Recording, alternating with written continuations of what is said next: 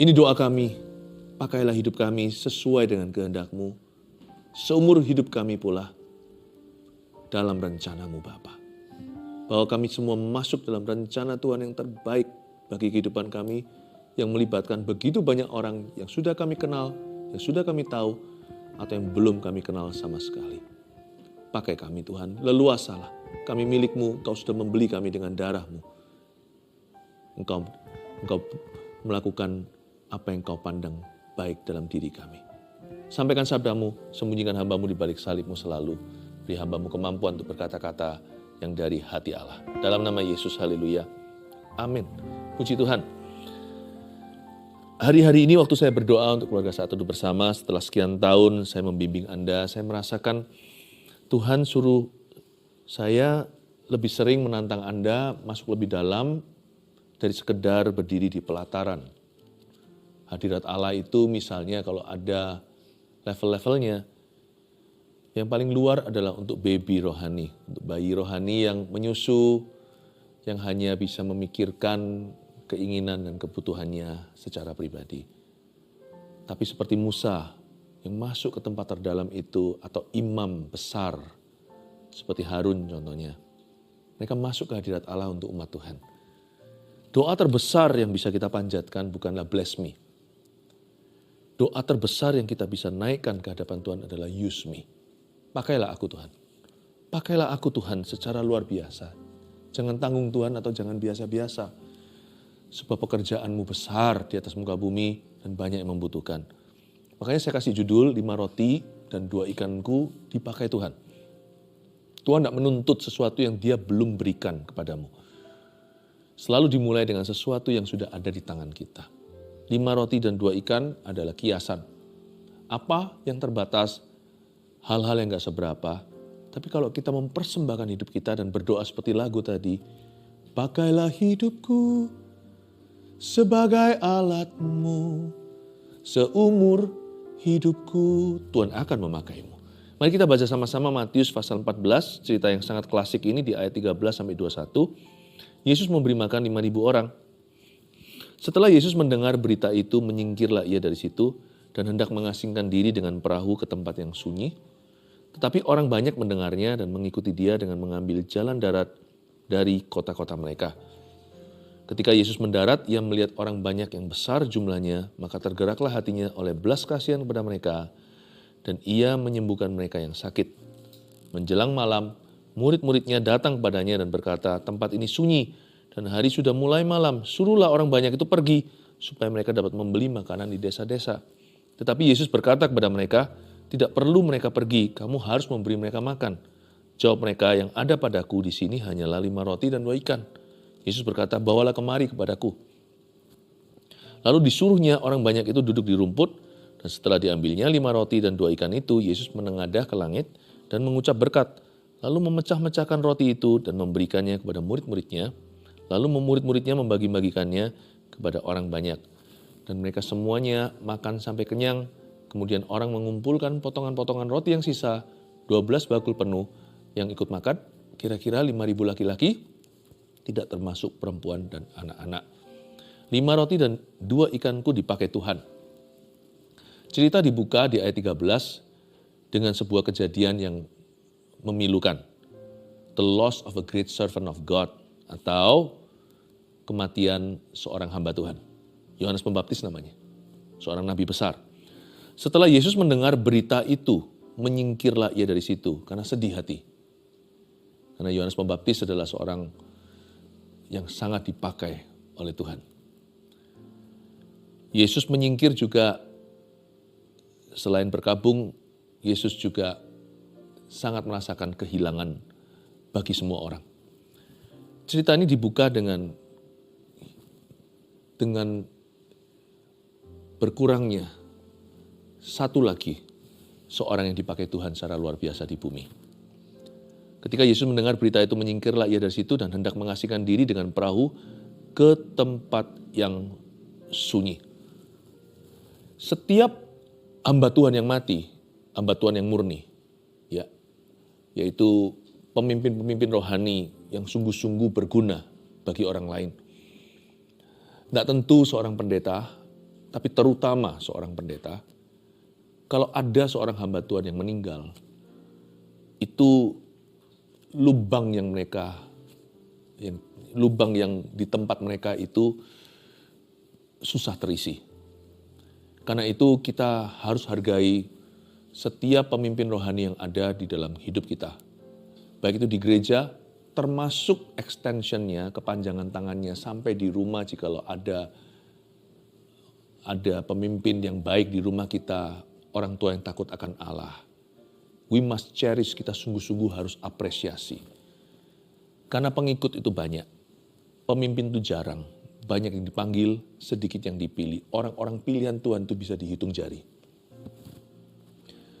Dan setiap hamba Tuhan atau pemimpin yang jatuh, itu memilukan hati. Karena ketika mereka jatuh dalam dosa atau ketika mereka didiskualifikasi, yang tertawa pertama-tama adalah setan. Iblis seolah-olah berhasil, senjatanya akhirnya makan tuan. Dia seolah-olah seperti iblis itu membuat orang-orang yang dulu adalah alat di tangannya, di tangan Allah. Mereka itu adalah senjata sorga, seperti bumerang dan akhirnya kena mereka. Kalau kita melihat orang lain dihukum oleh Tuhan, didisiplin misalnya, kita jangan juga turut bersukaria. Kita doakan, lakukan bagian kita, tapi jangan pernah bersuka cita atas kejatuhan orang. Karena tempat itu otomatis harus diisi orang lain. Dan tidak terkecuali, kita yang seringkali mentertawakan kemalangan orang lain, kita biasanya juga tidak bersedia melakukan yang mereka lakukan. Pengorbanan yang dilakukan oleh para pemimpin tersebut sebelum mereka jatuh, sebelum mereka gagal. Atau pelayanan yang dijalankan. Kan mesti ada hal-hal baik yang sudah dilakukan. Itu kita nggak mau lakukan. Jadi akhirnya ada satu tempat yang sangat hampa. Ruang hampa itu adalah kebutuhan dunia yang tidak terisi hingga sekarang. Sadari cara pandangnya harus begini. Kita tidak boleh setuju dengan orang yang jatuh. Tapi kita harus selalu bertanya dalam segala keadaan dan situasi, apa peranku dari Kristus dalam hal ini? Apa bagian yang harus kumainkan dan jalankan? Sehingga terjadi kemajuan bagi kerajaan Tuhan. Selalu memposisikan diri sebagai bagian dari solusi, bukan bagian dari problema. Selalu melihat diri sebagai salah satu puzzle atau salah satu daripada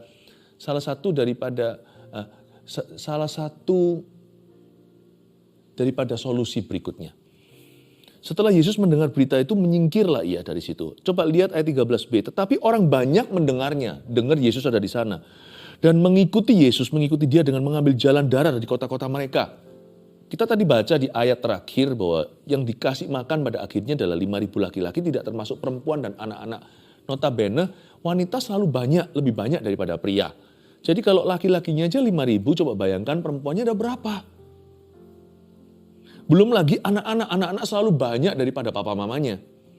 Jadi ini dengan mudah sekali di zaman itu loh ya. Belum zaman sekarang bumi itu populasinya miliar.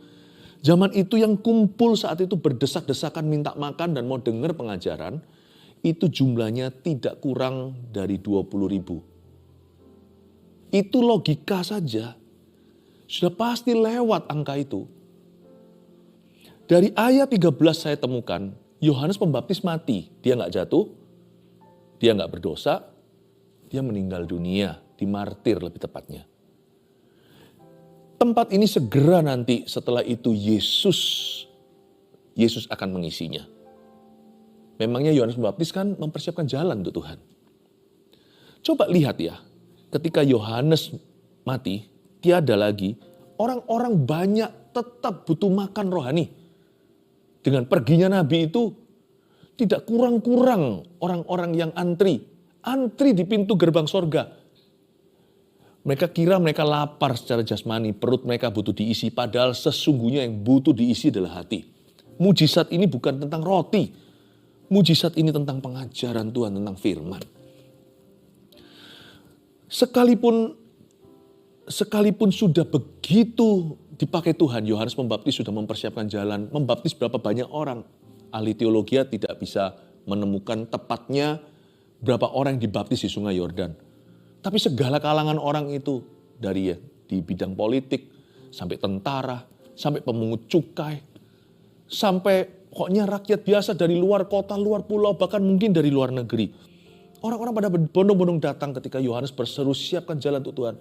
Setiap gunung harus diratakan. Sekalipun Yohanes sudah maksimal pun tetap tidak bisa memuaskan haus dan laparnya dunia. Kebutuhan itu selalu lebih besar daripada supply-nya. Demand always exceeds the supply in the kingdom of God. Di dalam kerajaan Allah, tuntutan itu, kebutuhan itu selalu lebih besar, jauh lebih besar daripada persediaan. Makanya itu Yesus berkata, berdoalah kepada Allah yang empunya tuaian, supaya ia mengirimkan pekerjaannya, karena tuaian sudah matang, tapi pekerjaannya sedikit. Sedikit itu karena sedikit yang mau juga bisa. Semua bisa, tapi yang bersedia cuma 1, 2, 3. Atau banyak rame-rame tapi mereka tidak equip atau tidak punya toolsnya, mereka tidak tahu bagaimana caranya. Manusia sih tidak kurang-kurang di atas muka bumi. Tetapi yang hatinya terbeban buat sesama itu bisa dihitung dengan jari. Ladang sudah menguning, tapi penuainya nggak ada. Orang-orang banyak masih terus mendengar, mengikuti dia dengan bahkan ambil jalan darat loh dari kota mereka. Itu mereka boleh dikatakan keluar kota, zaman belum ada transportasi. Mereka jalan kaki, mereka nggak naik perahu. Perahu mungkin mahal, perlu biaya. Mereka jalan itu keliling danau yang luas itu, Danau Galilea. Untuk pergi ke sana, untuk mendengarkan Yesus. Pergi ke bukit lagi, naik lagi menanjak. Ini orang-orang belan-belanin, kita semua tahu ceritanya nanti sampai agak sore mereka nggak makan. Yesus takutnya nanti mereka kalau pingsan, Yesus itu pedulikan. Jadi Yesus nanti memecah-mecahkan roti gara-gara itu, gara-gara Yesus tidak mau satu pun jatuh sakit. Ini orang-orang semuanya begitu hausnya, bahkan tidak memperhitungkan nanti makan apa, nanti siang, nanti pulangnya gimana. Mereka berbondong-bondong datang, mereka nggak tahu nanti akan ada mujizat roti, mereka mau dengarkan pengajaran, mereka mau dengerin firman. Apalagi sekarang ada nabi yang mati. Mereka cari siapa lagi yang bisa ngasih aku firman. The world is still hungry, you see. Dunia ini masih lapar dan haus dan lapar. Mau tahu nggak dunia ini menunggu siapa? Dunia menunggu Anda dan saya. Dunia ini masih lapar. Bukan hanya kota, negara, benua, jiwa di seluruh dunia. Ayat 14, ketika Yesus mendarat, Yesus baru mendarat ya. Ia melihat orang banyak yang besar jumlahnya. Ini namanya haus dan lapar rohani. The preacher, pengkhotbahnya baru tiba, tempatnya udah penuh, udah sampai ke extension overflow, udah sampai ke ruang tambahan. Tapi ini outdoor sih, ini di luar. Ia melihat orang banyak besar jumlahnya sudah menunggu sang pengkhotbah datang.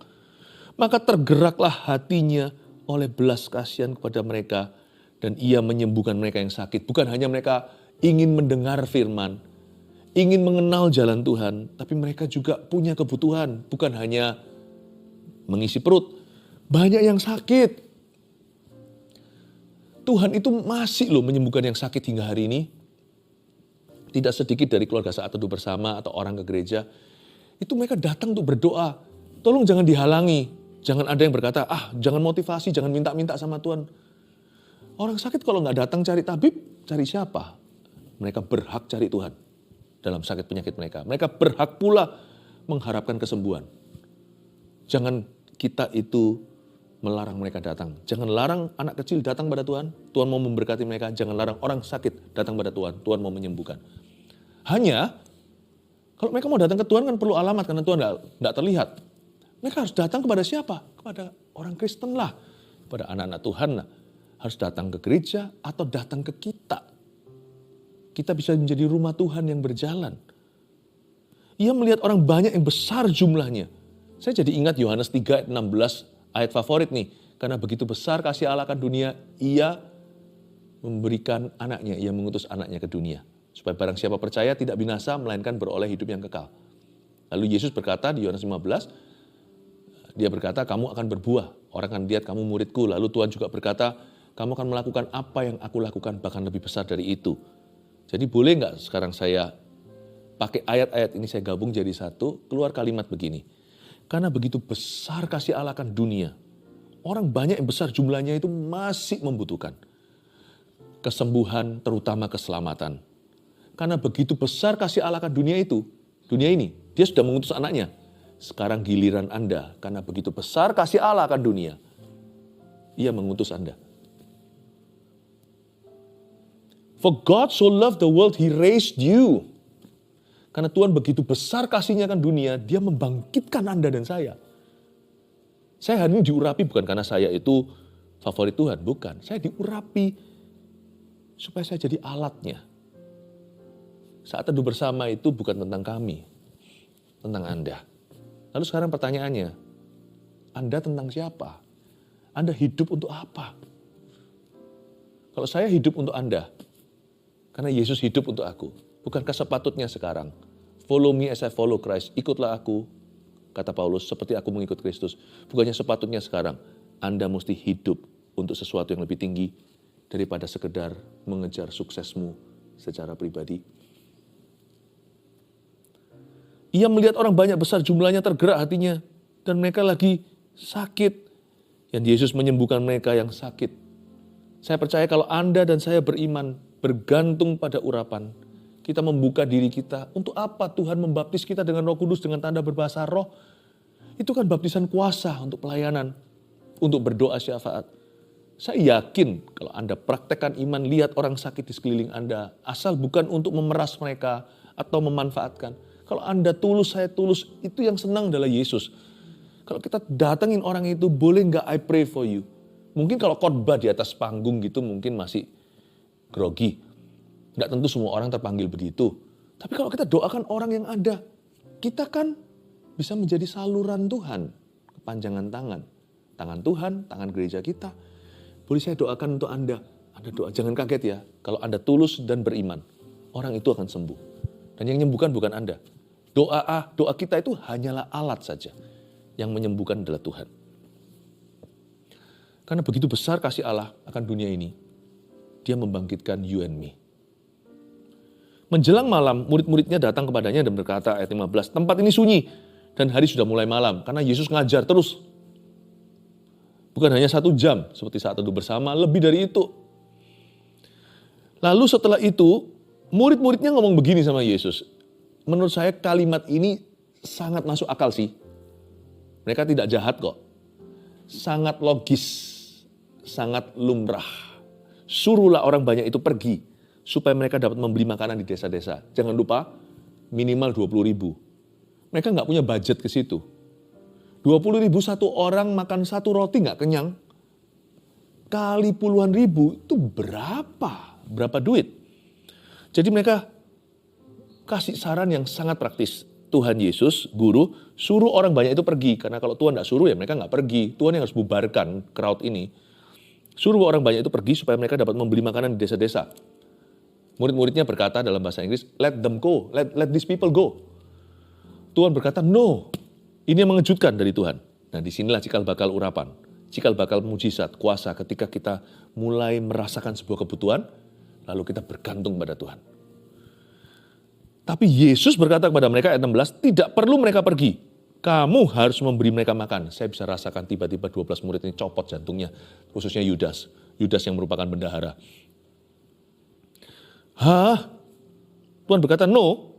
Jangan suruh mereka pergi. Kamu yang adopsi. You adopt their need. Kamu harus mengadopsi kebutuhan mereka.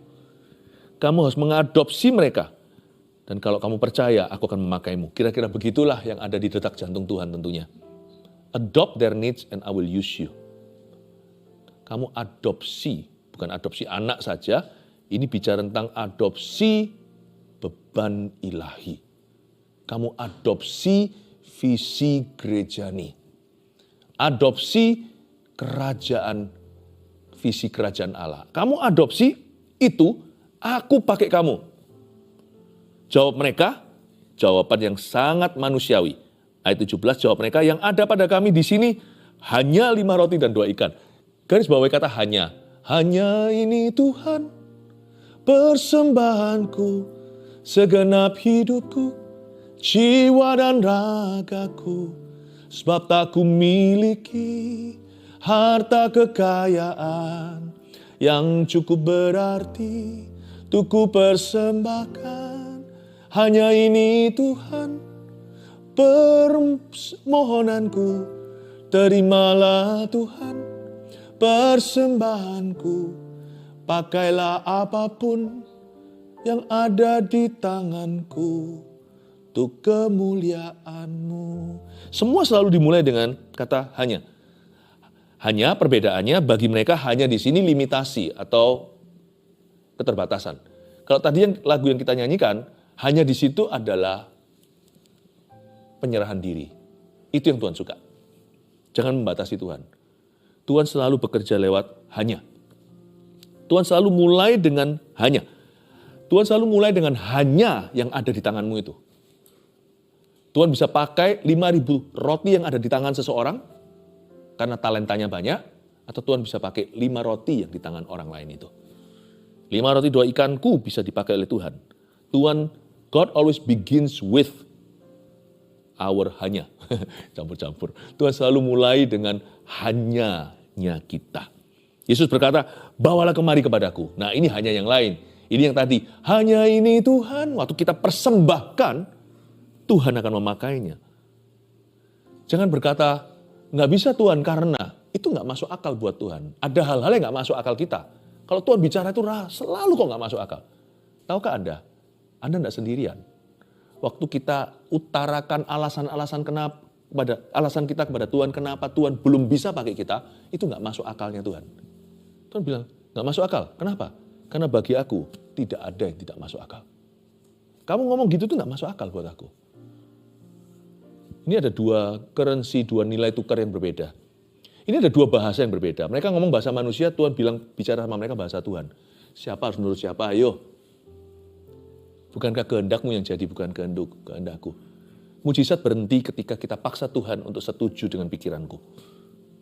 Mujizat dimulai ketika kita mulai berserah penuh dan setuju dengan pikirannya. Mau yang mana? Datanglah kerajaanmu di bumi seperti di sorga, atau kita paksa sorga seperti di bumi saja? Hanya yang mana? Satu adalah hanya 5 roti. Yang satu, hanya ini yang kubawa kepadamu, pakailah Tuhan. Dan Tuhan sanggup memakainya. Lalu disuruhnya orang banyak itu duduk di rumput, dan setelah diambilnya 5 roti dan 2 ikan itu, Yesus menengadah ke langit. Itu dia imannya ke atas. Dan mengucap berkat, lalu memecah-mecahkan roti itu dan memberikannya kepada murid-muridnya. Lalu murid-muridnya membagi-bagikannya kepada orang banyak. Fokus kita adalah kepada kebutuhan, tapi iman kita adalah kepada Tuhan. Mereka kan membagi-bagikannya kepada orang banyak ya. Itu kan horizontal, kiri kanan. Tapi sebelum roti itu dipecahkan, tak berhenti dan tak habis-habis di tangan, Yesus menengadah ke langit, menunjukkan bahwa sumbernya itu dari atas. Makanya di Kolose dikatakan di surat Paulus, pikirkanlah perkara di atas di mana Kristus ada.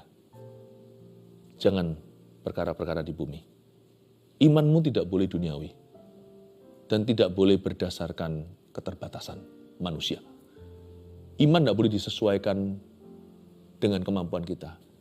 Iman kita tidak boleh size-nya sesuai dengan size kita. Iman kita itu harus cocokkan dengan size-nya Tuhan. Dan ketika Yesus menengadah ke langit, dia menunjukkan bahwa inilah rahasia mujizat. When you live for the highest vision. Waktu kita itu hidup untuk yang namanya heavenly vision. Visi yang sorgawi. Bolak-balik nanti waktu Yesus membangkitkan Lazarus yang mati itu, setelah 4 hari, udah dibungkus kafan, udah bau. Yesus menengadah ke langit dan berkata, aku lakukan ini, ya Tuhan, supaya mereka percaya bahwa Engkau mengutus aku ya Bapa. Dia menengadah ke langit. Sumbernya di sana. Tahukah di atas ada perbendaharaan tak terbatas kalau kita hidup di bawah ini untuk perkara-perkara sorga. Tapi kalau kita tidak hidup bagi perkara-perkara lebih tinggi, ya usaha sendiri sana, jatuh bangun sendiri. Tuhan tidak perlu sertai. Kenapa? Karena layaknya manusia yang mengandalkan kekuatannya, bahkan mengandalkan hikmatnya. Percayalah, keluarga Saat Teduh, ujungnya kejar sukses sendiri ya. Kalau itu ujung talinya, saya tidak berkata bahwa kita boleh asal-asalan dalam dunia kerja. Baik itu pendeta, pengusaha, ibu rumah tangga, mahasiswa, karyawan, profesional. Apapun bidangmu, itu panggilanmu. Lakukan sebaik-baiknya. Tapi motivasimu tidak boleh untuk kejar sukses. Tapi untuk dipakai Tuhan. Ujung-ujung daripada kejar sukses, apalagi sekedar sukses materi, percayalah ujung talinya itu hampa kosong gigi jari. Beneran. Kekosongan, sia-sia, segala sesuatu sia-sia. Kata orang terkaya sejagat raya, Salomo namanya. Semuanya kesia-siaan. Jangan. Yesus menengadah ke langit menunjukkan he was living for the things above. Dia hidup bagi perkara-perkara yang lebih tinggi. Bapakku mengutus aku. Makananku, kau mau tahu, kata Yesus pada murid-muridnya suatu hari ketika dia visit Samaria, ialah melakukan kehendak Bapa dan menyelesaikan pekerjaannya. Apapun bidangmu, Tuhan yang memilihmu. Apapun bidang yang kau gelutin, apapun bidang usaha atau pekerjaan Anda, maksud Tuhan bagi kita semua adalah sama. Kita ini berada dalam sebuah kerajaan, bukan dalam sebuah agama. Dan kerajaan sorga itu sedang menuju sesuatu. Dan mereka semuanya makan sampai kenyang, ayat 20. Kemudian orang mengumpulkan potongan-potongan roti yang sisa 12 bakul penuh. 12 bakul, sebab yang melayani bersama dengan Yesus ada 12 muridnya. Kemudian orang mengumpulkan potongan roti yang sisa, mereka nggak dapat satu orang satu roti, tapi satu orang satu bakul penuh. Bawa pulang ke desanya, bawa pulang ke kampung halamannya. Yang ikut makan kira-kira 5.000 laki-laki, tidak termasuk perempuan dan anak-anak. Ternyata di ayat 20 kita diajari bahwa Tuhan tidak akan pernah melupakan berkat-berkat kita. Nggak usah diminta, nggak usah dikejar. Kita lakukan aja pekerjaan kita sebaik-baiknya. Dengan kesadaran penuh, ku beri yang terbaik bagi Tuhanku. Dengan tujuan dan motivasi di hati demi mengejar kerajaan Allah. Tuhan tuh nggak mungkin berutang budi sama siapa-siapa. God is not indebted to anyone. Dia tidak lupakan berkat-berkat kita.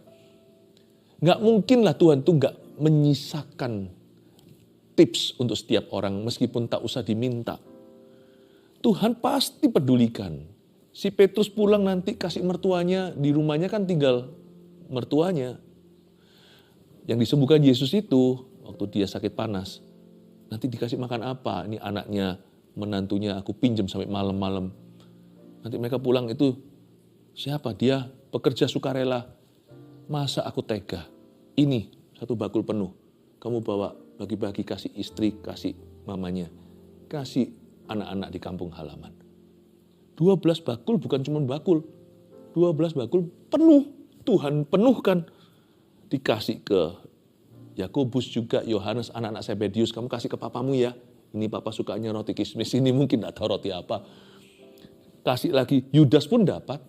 Thomas, silahkan bawa pulang. Si anak yang mempersembahkan lunch-nya itu, dia nggak usah dibungkusin. Dia udah bungkus sendiri, namanya anak kecil, pasti bajunya semua itu sudah. Makanya roti nggak berhenti-berhenti, nggak selesai-selesai. Yang ikut makan 5.000 laki-laki, belum lagi anak-anak, semuanya kenyang-kenyang, perut bundar. Anak ini perutnya bundar bukan karena bundar perutnya, tapi bajunya dipakai untuk bisa ngantongin itu roti-rotinya. Itu nggak usah dikasih 12 bakul penuh. Tuhan nggak berutang sama anak kecil, dia kasih lunch, masak makanan siangnya. Tuhan melalui anak ini dibawain pulang makan malam untuk sekeluarganya. Masa Tuhan pernah lupa? Carilah dulu kerajaan sorga. Dan Tuhan akan tambahkan segala perkara. 3 hal tentang pemakaian Tuhan yang saya ingin Anda ingat. Dan rangkumannya sebagai berikut. Ini adalah instruksi yang saya dapatkan dari Tuhan, saya teruskan kepada keluarga Saat Teduh Bersama yang mau bertumbuh, yang gak mau jadi kanak-kanak rohani selama-lamanya. 1, adopsilah di hati kita visi kerajaan sorga melalui gerejanya. Jangan main gereja-gerejaan ya, kalau Anda bergabung dengan satu gereja, Anda sungguh-sungguh tertanam dalam visinya. Yang pertama dicari ketika masuk ke pintu gereja adalah visinya. Adopsilah di hati kita visi kerajaan sorga melalui gerejanya. Ya. 2, mintalah Tuhan untuk memakai hidup kita secara luar biasa. Jangan jual mahal sama Tuhan. Dipakai biasa dengan luar biasa, sama kok endingnya. Sama-sama mati. Atau bertemu Tuhan di awan-awan, lebih baik lagi. Minta Tuhan pakai secara luar biasa. Toh kita tidak dapat kemuliaan, dipakai biasa-biasa, luar biasa, toh kemuliaannya Tuhan. Kenapa kita tidak memberi kemuliaan lebih besar buat Tuhan? Minta Tuhan pakai hidup Anda secara luar biasa. Ingat, doa yang paling ditakuti setan adalah bukan bless me, tapi use me. Use me mightily. Bukan berkati aku, tapi pakailah aku secara luar biasa ya Tuhan. 3, percayalah Tuhan tidak akan melupakan berkat-berkat kita. Udahlah, GR aja dulu, gede rasa. Gak mungkin lah Tuhan akan lupakan jodohku nanti kalau yang belum punya. Gak mungkin lah Tuhan lupakan kantorku. Gak mungkin lah Tuhan akan lupakan keluargaku kalau Anda seorang hamba Tuhan, pendeta, melayani keluarga Allah, anak-anak Tuhan. Gak mungkin Tuhan terlantarkan anakmu. Asal Anda penuh kasih loh ya sama mereka. Anda tidak buat mereka jadi kecewa sama Tuhan gara-gara Anda. Gak mungkin, mereka pasti akan berbalik melayani Tuhan bersama denganmu. Tuhan itu tidak akan melupakan berkat setiap kita. Apapun yang kau berikan pada Tuhan, Tuhan akan kembalikan semuanya. Tidak usah diiming-iming, tidak usah diiman-iman. Itu sudah karakter ilahi, tidak usah Tuhan diajari. 3 hal ini, catat baik-baik di hati. Saya berdoa supaya Anda benar-benar bertumbuh dalam